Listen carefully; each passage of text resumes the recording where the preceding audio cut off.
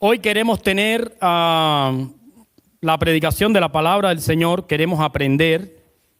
Hemos titulado el mensaje en esta tarde, El oscuro comportamiento del pecado. Así es como lo hemos titulado, El oscuro comportamiento del pecado.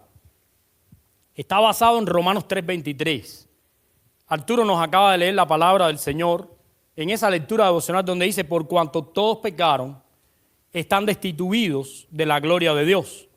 Y esta es una verdad que es una realidad abismal, una verdad contundente. Todos hemos pecado y estamos destituidos de la gloria de Dios. La enseñanza en esta tarde que nosotros queremos tener es que el pecado se manifiesta de muchas formas, pero Cristo es la única solución. El asunto está en que nosotros vamos a estudiar en esta tarde comportamientos del pecado. Vamos a hacer un estudio del libro de los Hechos. Vamos a encontrar el propósito, vamos a ver 4 personajes en el libro de los Hechos que tienen un comportamiento diferente cada uno ante la palabra de Dios. Pero nosotros vamos a entender y vamos a comprender, porque esto se puede estudiar de 2 maneras. Lo podemos estudiar como tipos de personas que te encuentras cuando predicas la palabra de Dios, pero también lo puedes entender cómo nuestra vida cambia y cuál es nuestro comportamiento delante del pecado y enfrentando la palabra de Dios. Porque bien es sabido que los cristianos no tienen una vida lineal y estable. Nuestra vida generalmente es de altos y bajos.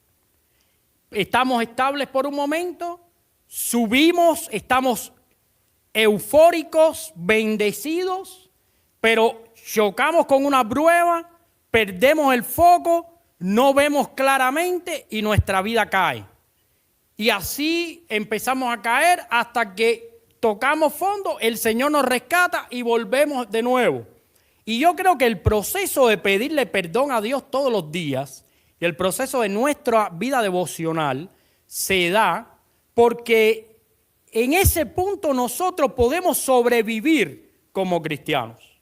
Porque si nosotros no tenemos encuentro personal con Cristo, nos perderíamos definitivamente. Pero nadie se puede perder porque el Espíritu Santo de Dios está en nuestro corazón y está llevando nuestra vida de una experiencia en otra. Y cada vez que tú caigas, dice la Biblia, 7 veces cae el justo, ¿y qué? Y con todo Dios lo levantará.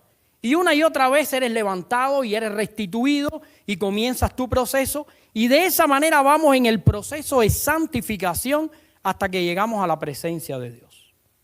Por muchos años que tengas en el Evangelio y por mucho tiempo que estudies la palabra de Dios, no vas a poder lograr una vida sin pecado totalmente. Una vida estable donde estés viviendo en la tierra como si estuvieras en la gloria. No es posible, no es real. Lo que pasa es que comenzamos a vivir la vida de manera que cada vez necesitamos más la ayuda de Jesús. Y cada vez el Espíritu es una voz más clara en nuestra vida, trayéndonos de gloria en gloria a pesar de las pruebas. Por eso nosotros queremos hoy estudiar cómo se manifiesta el pecado, porque se manifiesta de muchas formas y lo hace de una manera que muchas veces nosotros no podemos vigilar. Vamos a ir al libro de los Hechos y vamos a ver algunas cosas interesantes acá. Cuando nosotros empecemos el estudio de hoy, vete atrás un poquito, Arturo. Cuando empecemos el estudio de hoy, nosotros lo vamos a hacer con un libro que declara cuál es el propósito de Jesús para nosotros. Si nosotros nos enfrentamos al estudio del libro de los Hechos, lo primero que tenemos que entender es que este libro pertenece a una colección de libros. Este es un libro que está escrito por Lucas, el médico, que ya había escrito un evangelio, y él declara su propósito en el capítulo 1, versículo 1. Dice en el primer tratado, oh Teófilo, que es a la persona que él le dirige sus escritos, hablé acerca de todas las cosas que Jesús comenzó a hacer y a enseñar. Y a partir de ese capítulo, en el libro de los Hechos, Lucas comienza a describir un evento que nosotros nos maravilla, que es la ascensión de Jesús. Y aquí Lucas registra palabras interesantísimas acerca de la ascensión de Jesús. Por ejemplo, capítulo 1, si va al versículo número 7, dice: no os toca a vosotros saber las sazones o los tiempos del Padre, porque Él lo puso en su sola potestad. Y dice en el versículo 8, pero recibiréis poder cuando haya venido sobre vosotros, ¿quién? El Espíritu Santo. Y aquí la gente comienza a interpretar de mil maneras. Mezclan la palabra poder con Espíritu Santo, vuela la imaginación y comenzamos a tener los primeros superhéroes cristianos que están dentro de la Biblia lanzando profecías, lanzando una cantidad de cosas que muchas veces no tienen un respaldo bíblico. La verdad es que el cristiano cuenta con el poder del Espíritu Santo. Y ese poder, el versículo 8 describe para qué es. Fíjese lo que dice: pero recibiréis poder cuando haya venido sobre vosotros el Espíritu Santo y me seréis, ¿qué cosa? Testigos. ¿Qué cosa es un testigo? Un mártir. Esa es la realidad. Porque esta palabra testigo en español nos puede a nosotros confundir y pensar, bueno, testigo es alguien que va y testifica de un hecho delante de otro y después se retira. Acá los que testifican, testifican con su vida. Y la palabra que se debía traducir del griego más exacta es: y me seréis mártires. Porque eso es lo que vemos en el libro de los Hechos. Así que el poder del Espíritu Santo es para que nosotros tengamos la capacidad de ser testigos. Para eso es. Recibiremos poder para ser testigos de Jesús a cualquier costo. Inclusive hasta cuando la vida se pierde. Por eso dice: me seréis testigos, ¿en dónde? En Jerusalén, Judea, Samaria, ¿y qué más? Es como si estuvieras en un lago y tiraras una piedra y comienza a abrirse unos círculos. Me seréis testigos en Jerusalén, en Judea, en Samaria y hasta lo último de la tierra. Y ese es el propósito de Cristo con nosotros. Se corresponde exactamente con Mateo 28, cuando dice: ir por todo el mundo, o yendo por todo el mundo, como debería ser en griego realmente, yendo por todo el mundo, prediquen el Evangelio, ¿verdad? Y hagan discípulos y bautícenle en el nombre del Padre, del Hijo y del Espíritu Santo. O sea que acá Lucas le explica a Teófilo cuál es el propósito por el cual él va a escribir. Él va a escribir para dar a conocer los hechos de ¿quién? ¿De quién? Bueno, alguien dijo los hechos de los apóstoles, pero realmente acá lo que está descrito son los hechos del Espíritu Santo.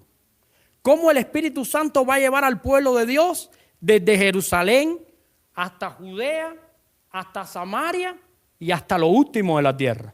Y vamos a ver cómo el Espíritu Santo va ordenando su voluntad, la voluntad de Dios, y va revelando la palabra de Dios, y va revelando el propósito de Jesús en cada lugar donde es predicado.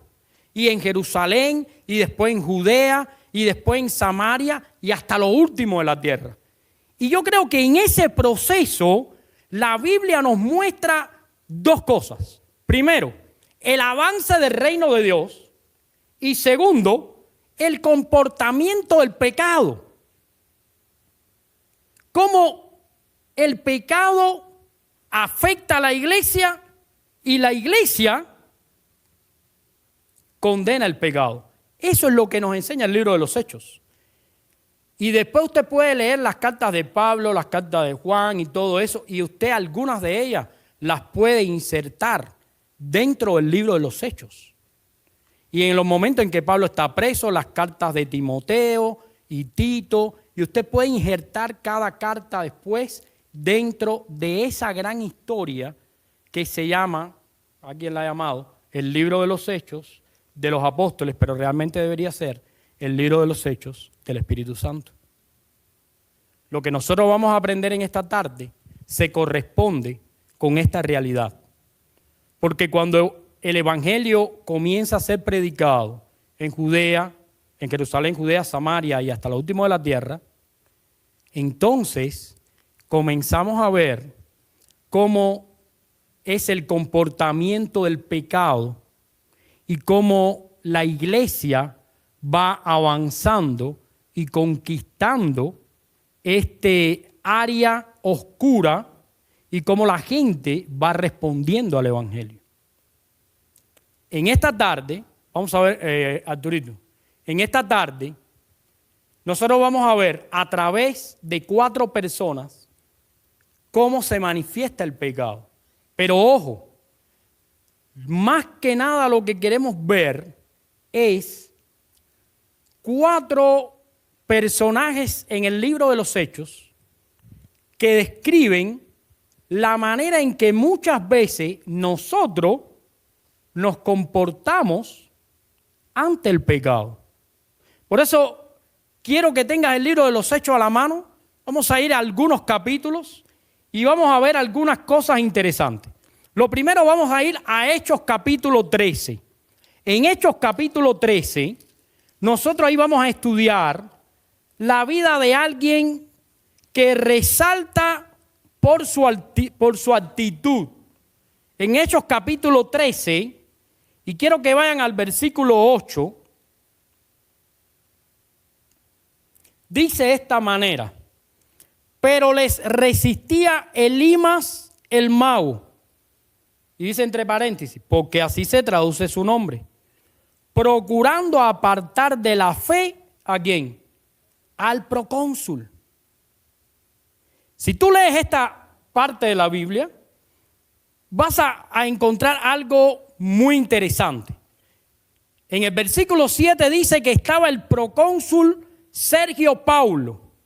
Y dice la Biblia que era un varón prudente. Y llamando a Bernabé y a Saulo, mira lo que dice: deseaba oír, ¿qué cosa? La palabra de Dios. Pero allí estaba alguien llamado Elimas,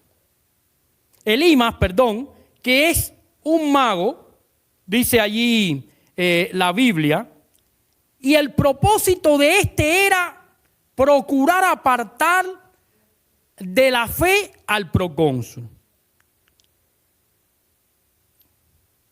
Y cuando nosotros encontramos esto podemos relacionarlo muy bien con 2 cosas. 1, nuestras experiencias compartiendo el Evangelio.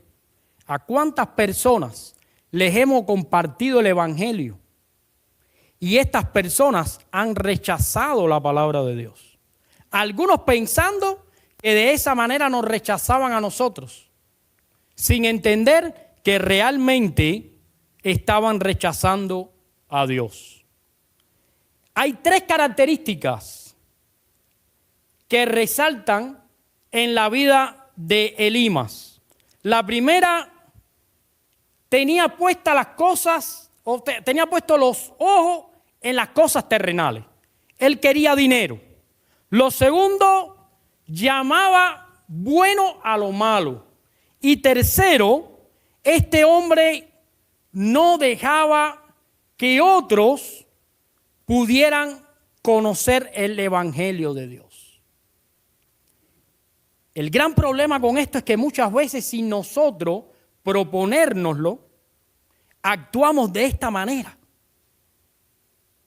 Porque muchas veces, aunque decimos que somos cristianos, aunque decimos que amamos a Dios, nuestro comportamiento afecta a mucha gente que estaría dispuesto a escuchar la palabra de Dios. Porque nosotros todo el tiempo estamos testificando. ¿Y estás testificando buenas cosas o estás testificando malas cosas? Por eso es importante que nosotros entendamos qué es lo que está pasando acá. Porque muchas veces nosotros, habiendo conocido a Dios, nuestro comportamiento es similar, no simplemente a alguien que no lo conoce, sino a gente que es enemigo de Dios. Adulterios, fornicaciones, palabras ofensivas, cosas como las cuales no adornan la palabra de Dios en nuestra vida. Y cuando hacemos nuestra vida partícipe de esas cosas, lo que estamos es tomando una posición más que nada de enemigo de Dios y enemigo de la gente. ¿Sabes cómo le llama la Biblia? Piedra de tropiezo. ¿Sabes qué dijo Jesús acerca de esto? ¡Ay! Y te voy a decir algo, porque cuando leemos eso no nos transmite mucho, pero los hebreos tenían unos códigos para compartir expresiones que ellos creían que eran extremadamente malas. Y una de ellas era precisamente el lamento. Ay, en la Biblia cuando se lamentaban decían, ay, eso es un oráculo de maldición. Se usaba para maldecir a alguien. Se usaba para una calamidad extrema.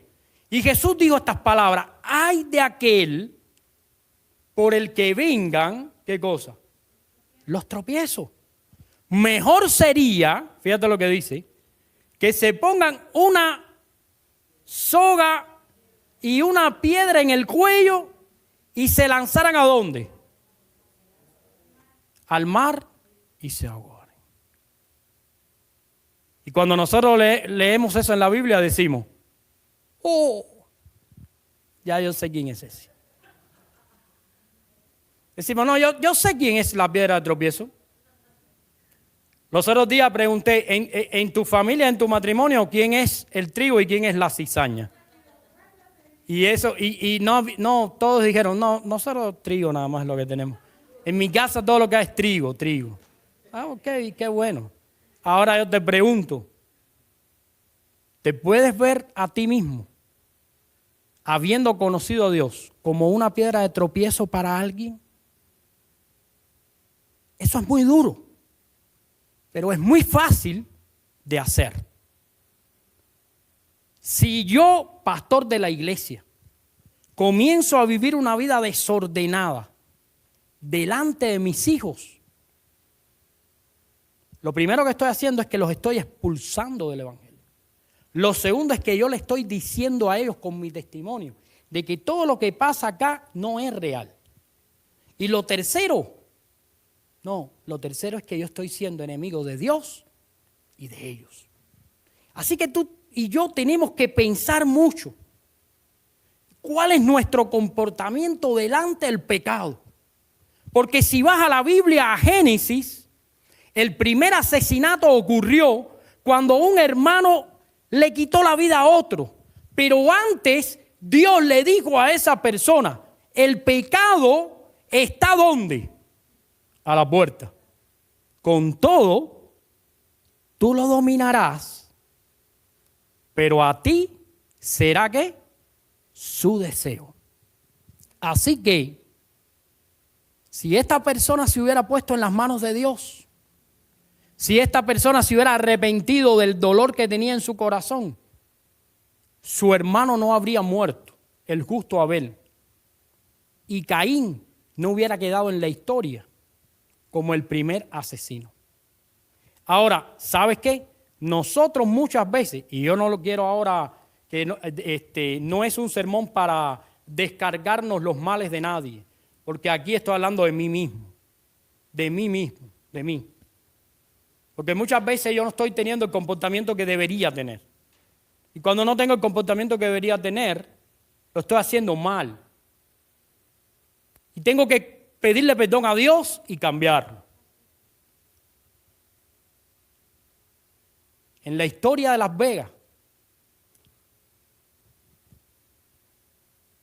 muchas veces nosotros, precisamente los cristianos, hemos sido piedra de tropiezo para mucha gente que hoy no está en este lugar. Primero, porque nos hemos inventado doctrinas para negociar con el pecado. Hemos permitido prácticas que no glorifican a Dios. Hemos cantado y hemos hecho cosas que están nacidas de la carne. Y eso ha servido como una piedra de tropiezo para mucha gente que hoy no está en el Evangelio. Y tenemos que rectificar todo eso, porque sin querer estamos haciendo lo mismo que Elimas.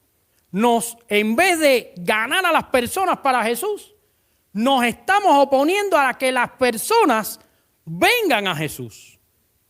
Y eso es muy duro, eso es muy difícil. Pero además esto tiene repercusiones muy serias.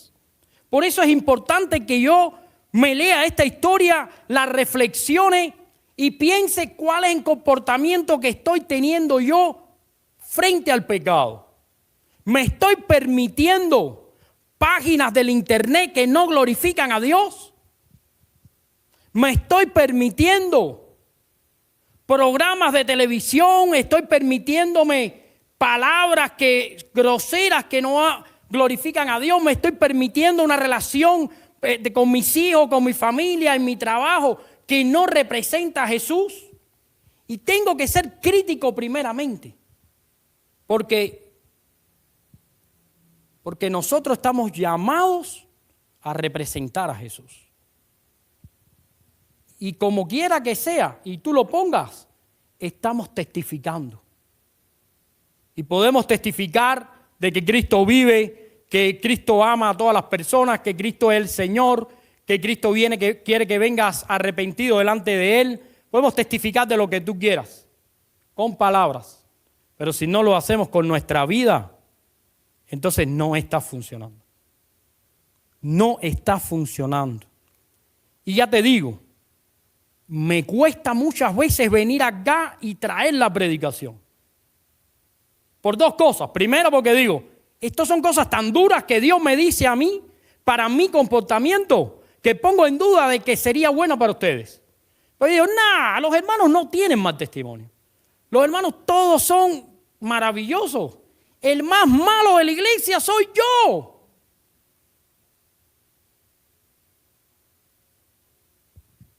Tenemos que tener mucho cuidado, hermanos. Porque si nos comparamos los unos con los otros, me pasa eso que estoy diciendo. Pero entonces cuando me comparo con Dios y comparo a la iglesia con Dios, digo, es necesario llevar la palabra. Es necesario que hablemos. Y es necesario, hermanos, que entendamos que uno de los comportamientos que muchas veces estamos teniendo con el pecado es que estamos dando tanta entrada al pecado en nuestras vidas que está evitando que otros conozcan a Jesús, que está evitando que otros se entreguen a Jesús, que está estorbando a otros para que crezcan en la fe. Y es importante que nosotros lo tengamos en cuenta. Es necesario. Es necesario. Elimas el pecador que trata de apartar a otros de la fe. Ese esposo que le dice a la esposa, ¿y tú por qué siempre estás leyendo la Biblia? ¿Y tú por qué siempre andas orando? Y esa esposa que le dice al esposo, ¿y tú no tienes tiempo para nada? Nada más que para orar y para leer la Biblia y para hablar de Dios. ¿Tú no tienes otro tema? Y muchas veces nos oponemos de esa manera a lo que Dios está haciendo en un corazón. Y tenemos que tener mucho cuidado con eso. Lo segundo que queremos ver en esta tarde. Vayamos a Hechos capítulo 18. Otra historia que Lucas nos cuenta. en Lucas capítulo 18, versículo 15. Dice, y aquí está Pablo en Corintios, dice de esta manera: pero si son cuestiones de palabra y de nombre y de vuestra ley, vedlo vosotros, porque yo no quiero ser juez de ¿qué? De estas cosas. Si va al versículo antes, al 14, dice que Pablo, al comenzar a hablar, Galión dijo a los judíos: si fuera algún agravio o algún crimen enorme conforme a derecho, yo os toleraría. Pero si son cuestiones de palabras, de nombre y de vuestra ley, pues resuélvanlo ustedes, que eso no me interesa. Bueno, ¿quién es este Galión? Porque muchas veces leímos nombres acá en la Biblia y no los podemos relacionar con la historia, pero a este lo podemos relacionar con la historia. Porque este es el hermano de un connotado filósofo griego, el padre del estoicismo. Este hombre es hermano de Séneca, uno de los filósofos griegos que tenía una escuela que enseñaba el estoicismo. ¿Cuál es el problema con este hombre? El problema es que este es un pecador, ¿qué cosa? Indiferente al evangelio. Y es verdad que te encuentras en el camino de la vida a mucha gente que es indiferente al evangelio. Pero lo más triste de todo eso es que muchas veces nosotros tenemos una actitud indiferente ¿a qué? Al evangelio. Y esa es una realidad. Es una realidad. Muchos pecadores son como Galión. Muchos de nosotros no nos interesa realmente el evangelio. No llegamos a convicciones espirituales. Pensamos que es una religión más. Pensamos que no, eso es un asunto del pastor. El pastor aquí no, hay que predicar el evangelio, hay que hablar y qué más. Eso es un asunto del pastor. O el pastor jugando videojuegos, los hermanos los llaman, no, que resuelvan sus asuntos. Pues esperen el domingo y ya yo les digo algo que les pueda servir. Yo aquí con un juego eso de cualquier plataforma. Bueno, muchas veces somos indiferentes al evangelio. Muchas veces vivimos dentro de lo que nosotros llamamos vida cristiana sin realmente vivir a plenitud con Dios. Te voy a decir, me duele, porque me pasa a mí. Porque muchas veces hago esto. Mira, una de las cosas que yo he tenido que hacer para ir contra mí mismo es no guardar sermones. ¿Viste? La gente guarda sermones, la gente tiene sus mejores sermones para el día que va a predicar y se quiere ver elocuente. Yo no hago eso. Porque es un peligro que corremos nosotros, los predicadores, de repetir en una iglesia los sermones que prediqué en otra. Como yo fui pastor 20 años en Cuba, en vez de traer una maleta de ropa, hubiera traído una maleta de sermones y ahora les estuviera sermoneando a ustedes una cantidad de sermones que muchas veces ustedes dirían, esto nada tiene que ver conmigo. Les hablaría de picadillo de soya, que ustedes no tienen idea de que eso existe. Y de pasta de oca, eso ustedes no tienen idea. Eso yo se lo hablaba a los de allá. A los de acá hemos tenido que hacer cosas nuevas. ¿Por qué? Porque la única manera de poder estar en contacto con Dios es a través de la vida devocional. Y no puede haber de otra manera. Y me puedo convertir en un indolente y me puedo convertir en una persona indiferente al evangelio. Y puedo hablar de amor y no amar. Y puedo hablar de perdón y no perdonar. Y puedo hablar de evangelio, pero nunca tener contacto con el Jesús del evangelio. Y convertir esto acá en una religión. Si mi propósito fuera convertir esto en una religión, yo hoy les predicaría qué hermosos son los pies de ustedes. Y hasta buscaría un pasaje. Diría, mira, hermosos son los pies de los que predican el Evangelio. Y asumiríamos que todos somos predicadores del Evangelio, aunque de la boca de nosotros no salgan palabras que comuniquen el mensaje de Dios. Porque nosotros hablamos como loros y cotorras, pero para hablar de Dios nos cuesta. Empezamos a tener nervios, no sabemos qué decir. No, de otras cosas sabemos hablar y se nos da rápido, pero del Evangelio es un poco más difícil. Pero acá venimos a incomodarnos con la palabra de Dios, a ver realmente lo que la palabra de Dios nos enseña. Y yo sé que es incómodo, porque yo estoy incómodo. Porque no es fácil pararme delante de ustedes y decirle a ustedes, hey, esto tiene que ver conmigo. Esto es una cuestión que no solo participan ustedes, yo también.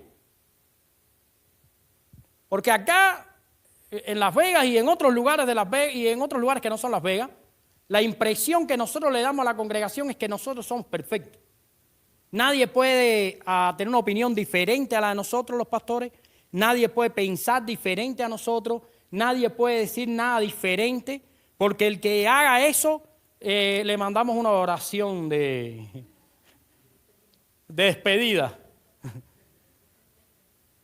Como dice Rolando, le decimos, bórramelo de la lista. Juan, ¿dónde está Juan? Juan, bórramelo de la lista, que no piensa como yo. Entonces es difícil enfrentarnos a esto. Pero tenemos que hacerlo, hermano, porque esto realmente es la palabra de Dios. La palabra de Dios está comparada con una espada. Y una espada que además nos penetra. Y nos parte todo por dentro. Nos parte el alma, dice.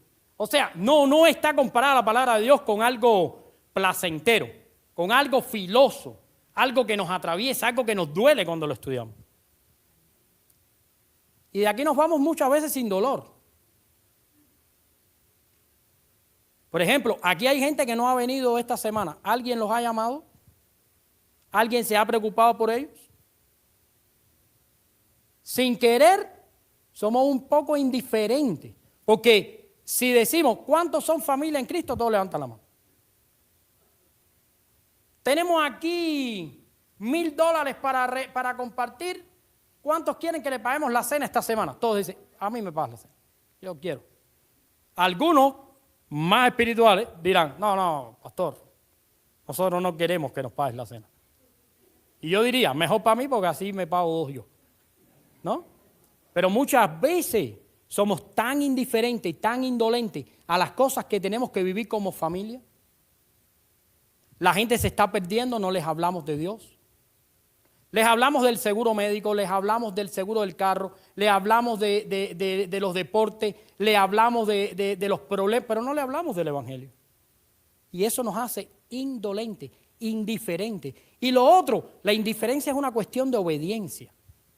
¿Hasta dónde llega realmente nuestra obediencia a Dios? Porque yo les voy a decir, si yo fuera obediente como Dios quiere que sea, y ustedes también, cerraríamos la iglesia, porque ya no hay que predicar. Ya todos somos obedientes, todos estamos bien, no hay ningún problema. Pero mira acá la Biblia nos enseña que alguna gente se comporta delante del pecado de manera indiferente. Y yo he visto más de un cristiano y muchas veces yo mismo me he portado indiferente con el pecado. Y el pecado es algo peligrosísimo. El pecado engendra muerte.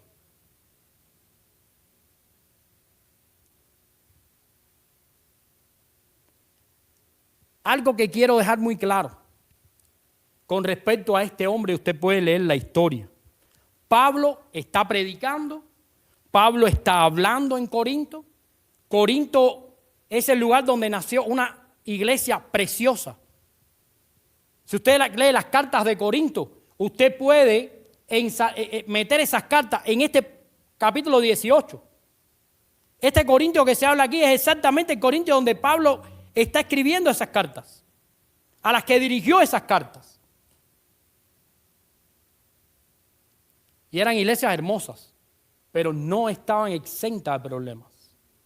Había problemas, había situaciones. Y nosotros podemos ser una iglesia hermosa, pero tenemos que vigilar nuestra vida. Y tenemos que entender que si Jesús es nuestro Señor, le debemos obediencia. Y la obediencia debe nacer de la comunión con Él, no la indiferencia. Así que cuando vuelvas a leer la palabra de Dios, trata de usarla en tu vida diaria y trata de obedecerla, porque de esa manera no estamos siendo indiferentes al Evangelio. Vamos a ver algo más. Vamos a ir ahora a Hechos 24 y vamos a ver cómo el Espíritu Santo nos muestra otra manera de comportarnos ante el pecado.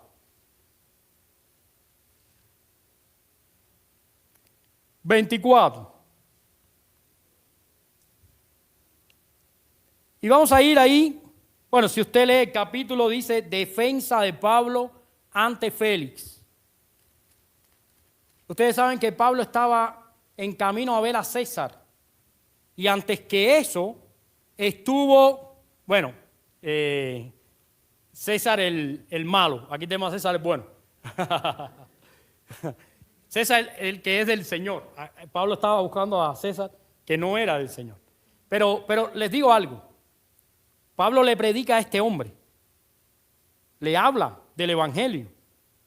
Pero fíjate lo que dice el versículo 24.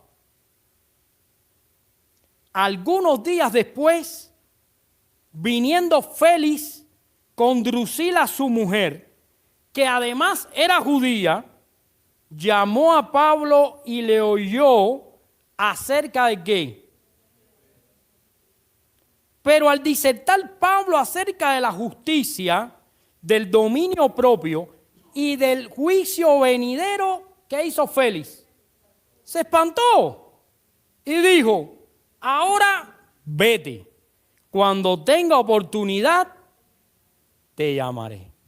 Oiga, este Félix es el pecador que pospone su conversión. Ahora no tengo tiempo para estas cosas.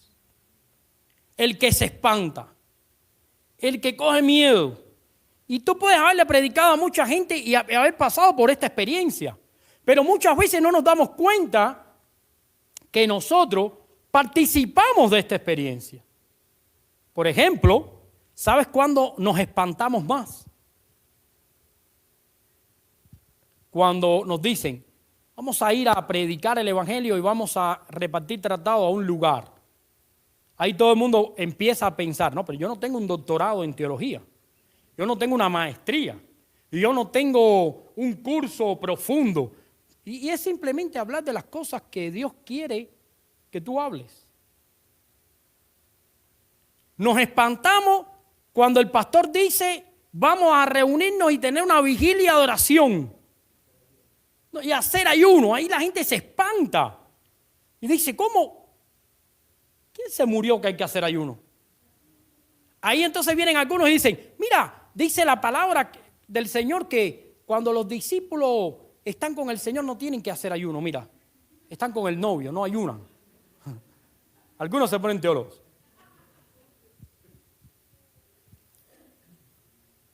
Hay un momento en el culto que espanta a mucha gente, ¿eh? La ofrenda. La gente se espanta. Dice: wow, tener que darle a Dios. Ahí empezamos a decir: esto yo creo que es para el pastor. O es para Juan, o para Gabriel, o para alguien, o Jordani. Algo está pasando. Gracias, hermano. Y no le damos a Dios una parte. Quiero enseñar esto, porque en nuestra iglesia queremos enseñar la palabra de Dios. La palabra dice: cada cual dé, como propuso ¿en qué? En su corazón, no por contienda ni por necesidad, porque Dios ama ¿a quién?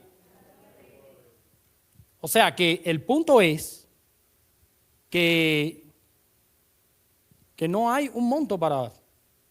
Ni aquí le vamos a pedir yo he visto iglesias que piden los statements de los taxis. Bájenme los statements de los taxis que vamos a sacar una cuenta, o le dicen, hermanito, ¿cuántas horas estás trabajando? Bueno, es una locura. Es una locura. La Biblia nos enseña que cada cual dé como propuso en su corazón. Como Dios lo pone en su corazón. Claro, yo sé que algunos no damos nada porque Dios no está en el corazón. Entonces no propone nada en el corazón. No, pero le damos a McDonald's, le damos a Subway, le damos a todos los negocios de Las Vegas, pero la iglesia, cuidado, que el pastor se compra una camisa y se cae el mundo. No, te digo, tú vas a mi casa y le puedes preguntar a los vecinos, ellos están totalmente convencidos que el pastor se robó el dinero de la iglesia y por eso vive ahí. Porque esa es la idea que tiene la gente. Algunos se acercan como si yo fuera el dueño de una corporación. Y me dice, oye, ¿no tienes trabajo ahí para mi esposa? Porque el día que, a ver si tú me puedes conseguir, como si yo tuviera una compañía fantasma, de una compañía fantasma. No, porque necesita trabajar. No, en realidad lo que no podemos es espantarnos ante las demandas de Cristo a nosotros. Y te voy a decir algo.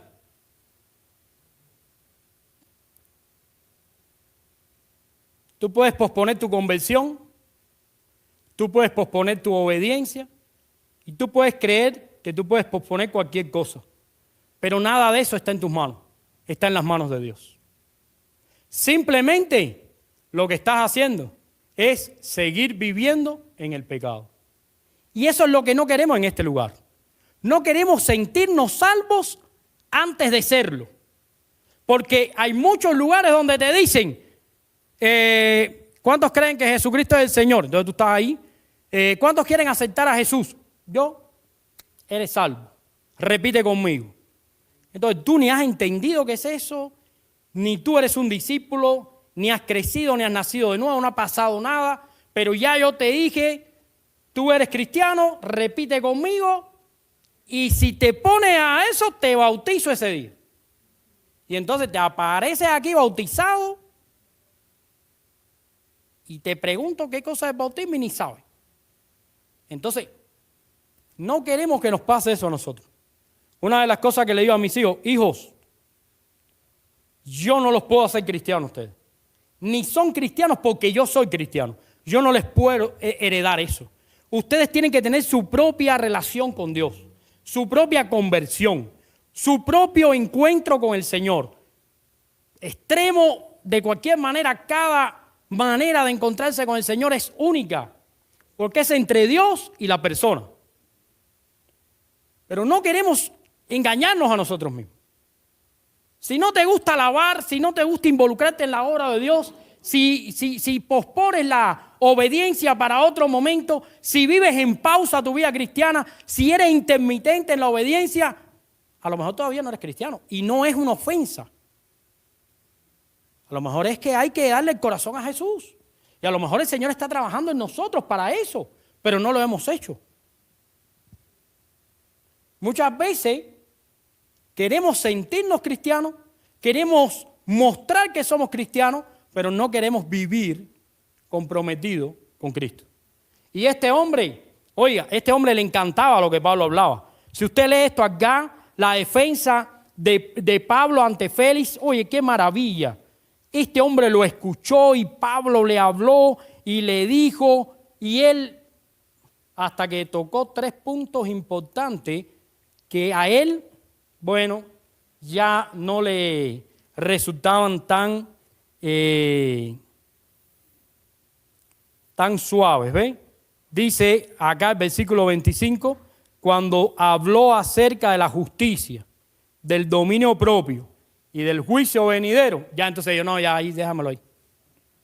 Me espanto y me voy. Y eso pasa muchas veces en la iglesia. Hablamos del amor de Dios y todo el mundo está contento.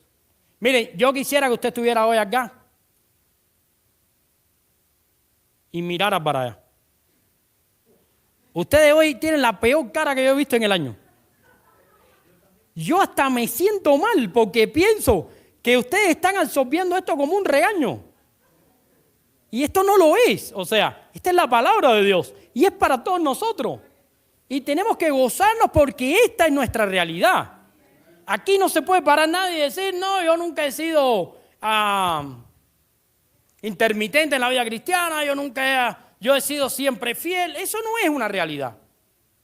Pero cuando escuchamos estas cosas, nos pegan tan fuerte que empezamos a ponernos serios, desconfiados, empezamos a mirar para el lado, a ver cuánto, y después que se acaba el culto, empiezan los textos. ¿Viste lo que dijo el pastor hoy? Yo creo que lo dijo por Maidita. Y empieza ese problema. Yo creo que lo dijo por Maidita. Hermano, la gran realidad es que esto es una cosa que es para todos nosotros. Esto es nuestra realidad de todos los días. Gracias a Dios, el Espíritu Santo nos muestra otro comportamiento delante del pecado. Vamos a ir al último, que es Hechos capítulo 16. Vamos a ir a Hechos capítulo 16, versículo 30. Y ahí me voy a detener un poquito porque eso está hermosísimo. Porque ahí, hermanos, hay Hechos 16, versículo 30. Ajá. Miren lo que dice. Ajá. Marisa, ¿quieres leerlo? ¿Lo tienes? Vamos, ponte en pie y léelo.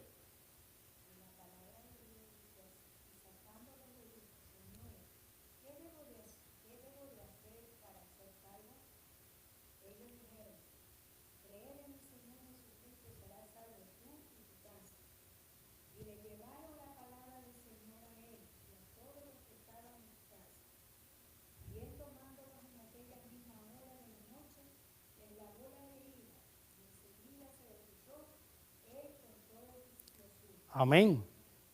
Y ese es el último comportamiento ante el pecado que nos muestra el Espíritu Santo a través del libro de los Hechos.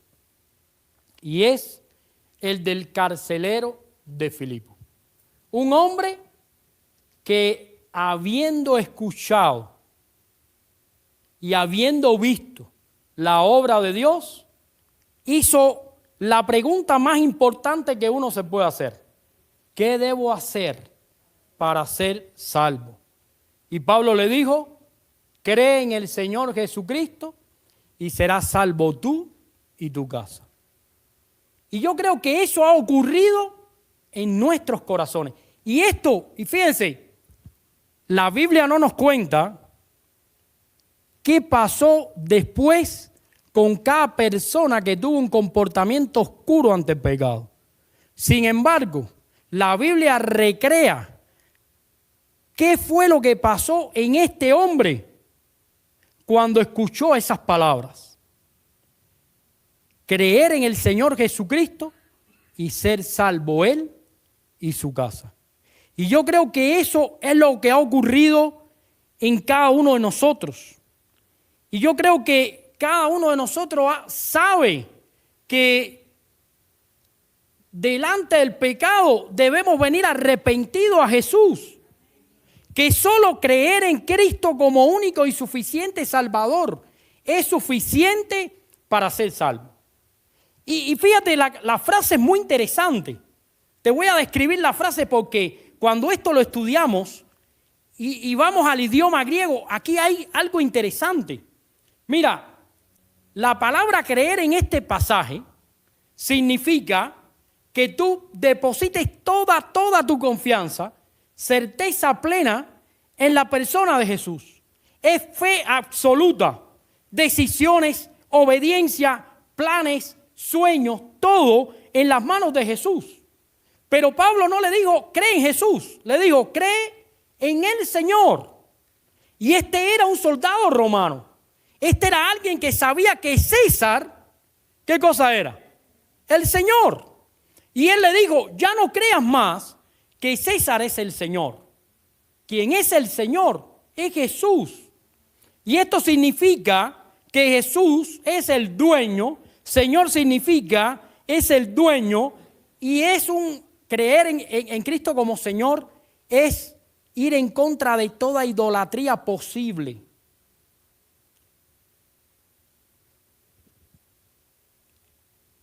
Son los cristianos evangélicos idolátricos. ¿Quiénes son los idólatras?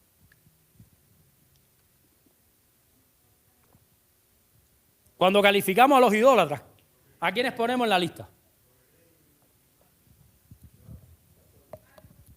Decimos, bueno, los católicos son idólatras. Decimos, los santeros son idólatras. Los que adoran a la Santa Muerte son idólatras.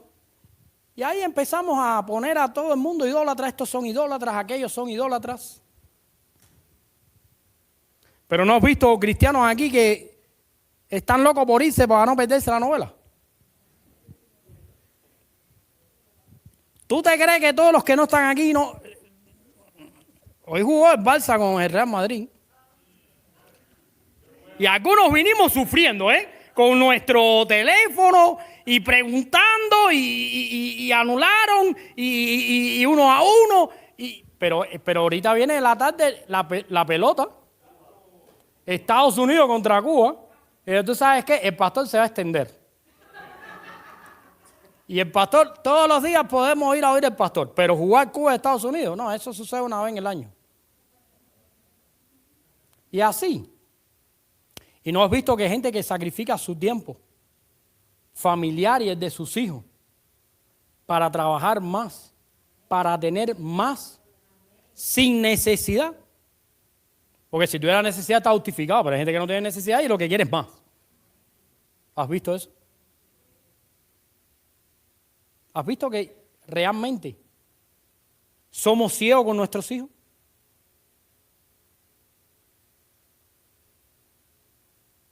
Que no acabamos de entender que son malos. ¿Quién cree que sus hijos son malos? Menos mal, aquí tenemos ya alguna enseñanza. Tú le preguntas a Maíta si Josué Ismael es malo y yo creo que te busco un problema. Pero son malos y nosotros somos malos. La Biblia, nosotros empezamos este sermón diciendo, por cuanto todos pecaron, estamos destituidos de la gloria de Dios. Y muchas veces batallamos con nuestros hijos queriéndolos meter en un régimen de disciplina que nunca van a tener, porque no necesitan golpes y regaños, necesitan evangelio. ¿Sabes cuándo dejé de castigar a Josué y a Madai? Cuando entendieron el evangelio. Todavía a Madai le tengo que dar un toque. Antes golpeaba a mi hijo. ¡Tácata! Y un hermano de la iglesia me dijo, pastor, ¿cuántas veces al día tú golpeas a tu hijo? Bueno, creo que como 5 o 6 veces. ¿Y cuántas veces al día tú le predicas el evangelio? Bueno, no, él oye el evangelio cuando yo lo predico en la iglesia. No. Predícale el evangelio más y golpéalo menos. Y oirás y verás a una persona distinta. Y me acuerdo que un día Josué se fue para la escuela con todas las palabras cristianas incorporadas y vino de la escuela con todas las palabras cambiadas. En la escuela aprendió todas las palabras groseras cubanas que yo les diría aquí, ustedes me dejarían solo aquí. Y me acuerdo que era de la tarde y entró por el pasillo de la iglesia gritando todas las palabras. Y yo lo quería matar. Yo dije, este se muere hoy. Porque mira, yo tenía una viejita en la iglesia que me vigilaba hasta por los cristales de la iglesia a ver qué yo estaba haciendo. Una diaconisa. Aquello era tremendo, Mi hermana Martica. Que yo me la comí porque la convirtieron en polvo, porque la cremaron cuando murió. Y la fui a tirar y vino el viento y me lavó la boca. Me comía Martica, hermano. Por decirte así. Vino el viento de frente. En Cuba, hermano, y no te estoy diciendo, ¿eso es verdad o no? Oye, andaban con porque la familia no era cristiana, andaba con la cenicita de la vieja. Y me decían, ¿dónde echamos esto? ¿Dónde echamos esto? Ella quería echarlo en el templo. Le decía, caballero, si me riegan la ceniza en el templo, cuando venga la señora, que limpia y bardea, porque allá no hay alfombra, lo que hay es piso, y echa agua, se nos va Martica para la calle. Entonces póngalo en el patio, me dijeron, póngalo en la yarda. Ok, fui con mi frasco para allá, para la yarda, y cuando eché la ceniza vino el aire y me comía Martica. Entré a la iglesia todo lleno y dice, ¿qué hiciste? Me vino arriba, como siempre, ella siempre me venía arriba. No, ella era una hermana cristiana buenísima, pero me venía arriba, porque ella era celosa con la obra de Dios. Y yo era un pastor nuevo. Entonces, imagínate una persona que estuvo 50 años en una iglesia, llega el pastor nuevo, ella quiere enseñar al pastor, siempre me viene arriba, y al final de sus días me vino arriba. Bueno, yo quería irle arriba a Josué, pero este hermano me dijo, en vez de golpearlo por lo que está haciendo, no te alarmes. Siéntate y explícale que hay palabras que no le agradan a Dios. Hermano, y eso fue, el cambio fue así. Porque me senté y le dije, hijo, hay palabras que no le agradan, no glorifican a Dios, y esas palabras que tú has aprendido nunca las usamos acá. Y él lo comprendió de una manera, dijo, papá, perdóname, voy a orar al Señor y nunca más voy a decir estas palabras. Oye, hasta el día de hoy jamás yo lo he visto ni bajo presión, que si se golpea un gol, viste que todos somos santos hasta que te da con un martillo en un dedo. Y ahí dice, y suelta una barbaridad. Bueno, ni ese ni eso, te lo digo. ¿Sabes por qué? Porque entendió lo que es glorificar a Dios. Y eso necesitamos hacer nosotros. Necesitamos hacer nosotros. Entender que Jesucristo es nuestro Señor. Y que no podemos tener idolatría ni con nuestros hijos. Tenemos que tener los ojos arriba de nuestros hijos. Que no te sorprendan tus hijos. Aquí hay gente que se sorprende. Yo he visto gente, no te sorprenda. Cualquiera de nuestros hijos y de nosotros puede hacer algo que no está bien. Y es así. Es la naturaleza humana. Lejos de escandalizarse, lo que es que hablar y orar y predicar el evangelio. Pero fíjate, Pablo no solamente le dijo que creyera en el Señor, también le habló de que creyera en el Señor Jesús. Fíjate que la frase es, cree en el Señor Jesús. Porque Jesús significa Salvador. Y Jesús es la persona que estaba prometida en las Escrituras del Antiguo Testamento. Pero además le dijo Jesús Cristo, porque Cristo fue el crucificado. Fue aquel que fue crucificado, que es un personaje histórico y que además este hombre sabía que en manos de los romanos había sido crucificado. Y él le dijo, cree en el Señor Jesucristo para que seas salvo, tú y tu casa. Y aquí nos ponemos un poco mágicos. ¿Ven? Porque hay iglesias donde te dicen, oye, no, reclama la promesa de Dios de que eres salvo tú y tu casa. Y olvídate que tu casa se salva. Mira, eso no es real. La palabra dice que el carcelero tuvo que llevar a Pablo ¿a dónde? A su casa. Y ellos oyeron la palabra. Lo que pasa es que muchas veces nosotros nos llevamos de aquí y absorbemos del mundo cristiano y llevamos a la casa cosas que no glorifican a Dios y hablamos en conversaciones privadas en la casa, cosas que oyen nuestros hijos, que no bendicen a Dios y el efecto de eso es lo que tenemos en la casa. Y después decimos, oye, no se ha cumplido la promesa en mi vida de que todos van a ser salvos en mi casa. No pueden ser salvos en tu casa porque tú estás asesinando espiritualmente a la gente por tu falta de interés, por todo el comportamiento que tú tienes contra el pecado que hemos estudiado hoy. Ese es el verdadero comportamiento que tenemos cuando no está el pastor presente y cuando ustedes no están presentes yo estoy alejado de ustedes. Ese es el comportamiento. Porque te voy a decir que soy perfecto. No lo soy.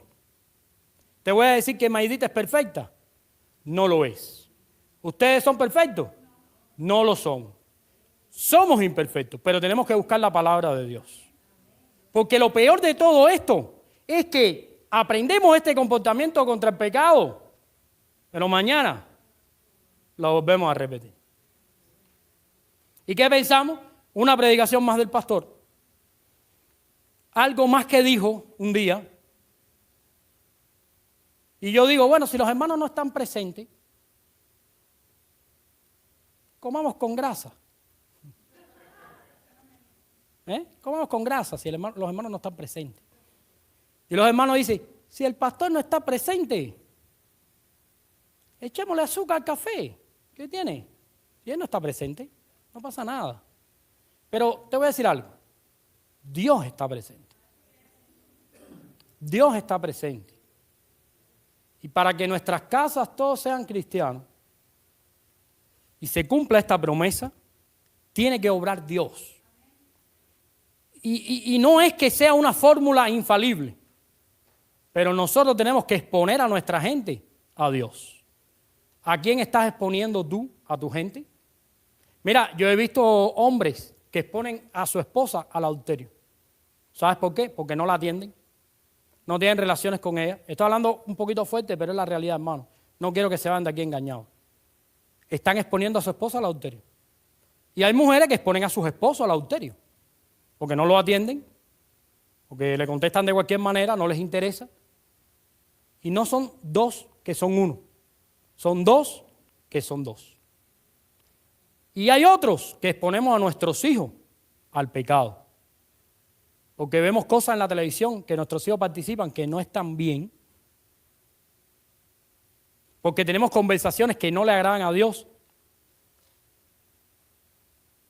La primera pelea, mire hermano, le voy a hablar claro. La primera pelea que tuve con Maidita delante de mis hijos, después lloré. Porque ellos se pusieron muy nerviosos. Jamás habían visto a su mamá y a su papá tener un desacuerdo.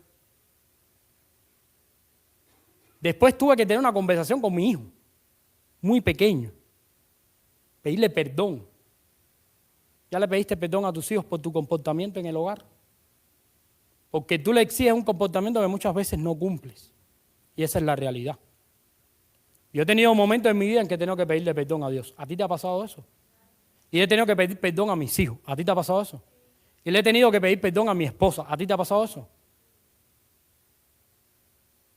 Necesitamos de Dios. Todo eso indica que hay un desafío. Hay algo por lo cual tenemos que luchar. Algo por lo cual tenemos que vivir. Significa, y casi quiero terminar, que aunque soy cristiano y Cristo vive en mi corazón, no puedo descuidar mi vida espiritual.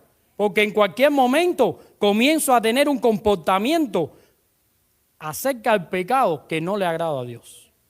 Me puedo comportar como este mago, como este hombre que estorba a otros para que sean cristianos. Me puedo comportar como este Galión, indiferente a lo que dice Dios en su palabra. Me puedo comportar como este Félix, que posterga su conversión y su obediencia. Pero también tengo la elección de portarme como este carcelero de Filipo, que trajo a su casa las mejores cosas. Elige para tu hogar lo mejor.